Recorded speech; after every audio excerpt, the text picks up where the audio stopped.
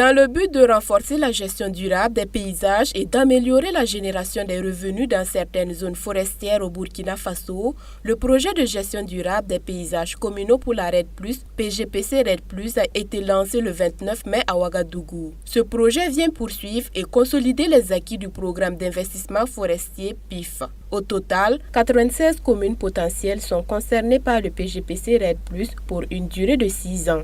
Les communes de Sibi et de Ipelcé ont été les premières à bénéficier de la validation de leur projet de développement intégré communal pour la RED+, PEDIC RED+. Un défi qui se pose au président des délégations spéciales de ces communes qui entendent s'y attaquer. En tout cas, c'est un sentiment de joie qui nous anime en ce jour. Un sentiment de joie de voir notre document validé et cela va nous permettre vraiment de commencer les activités inscrits dans ce projet. Les secteurs ciblés, c'est l'agriculture, l'élevage, l'environnement.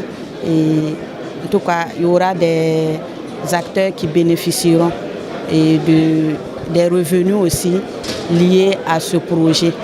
Et il y a des programmes d'activité qui sont inscrits dans le but de générer des revenus dans ces zones forestières. À notre niveau, nous pouvons dire que nous sommes déjà dans la lancée de la mobilisation. Et la preuve en est que nous avons déjà notre PEDIC qui a été validé en session de conseil de collectivité.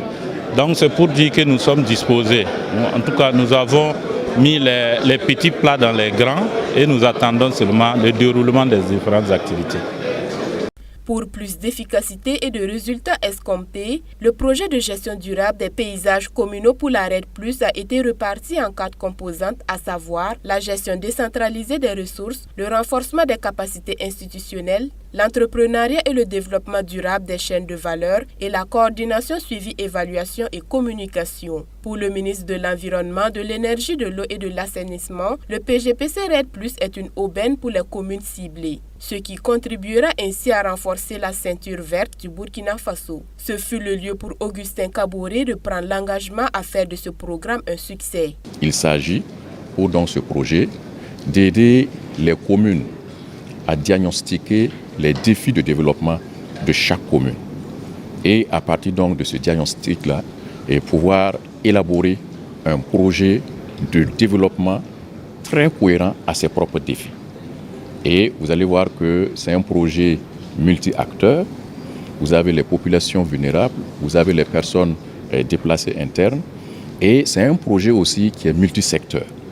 Et je crois que c'est un important projet qui devrait permettre à chaque commune d'engranger au minimum 200 millions de francs CFA. Et les communes qui seront les plus performantes, en tout cas, seront accompagnées, encouragées par au moins 100 millions de francs CFA. Si le PGPC RED+ a pu se matérialiser, c'est grâce en partie au soutien technique et financier de la Banque mondiale. Et ce sont au total 75 milliards de francs CFA qui ont été injectés dans ce programme par le gouvernement burkinabé et la Banque mondiale. Elle se dit toujours disposée à accompagner le Burkina Faso dans son processus de développement à travers ce programme. Ce projet s'inscrit dans le cadre de la stratégie de la Banque mondiale d'accompagner les pays à adresser les facteurs de fragilité. Et il y a un facteur déterminant de fragilité qui est la compétition autour des ressources naturelles.